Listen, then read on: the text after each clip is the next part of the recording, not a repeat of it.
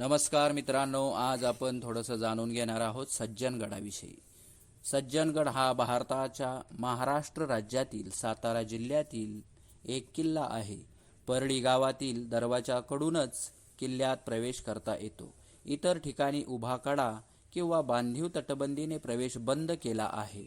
या किल्ल्याची उभारणी शिलाहार राजा भोज यांनी 11व्या शतकात केली।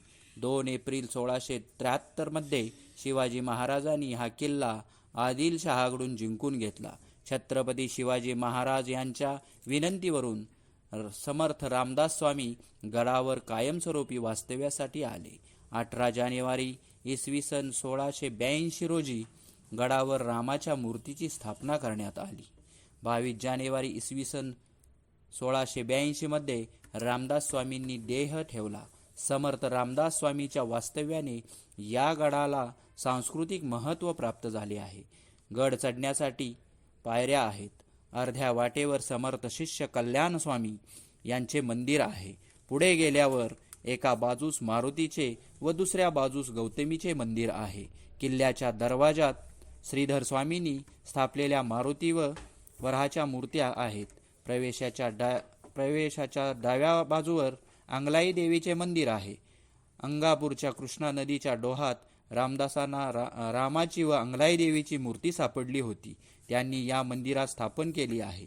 माघ नवमीला रामदासांनी समाधी घेतली म्हणून या तिथीला दास नवमी म्हणतात। समाधीवर राममूर्ती बसवून शिष्यांनी देऊळ बांधले।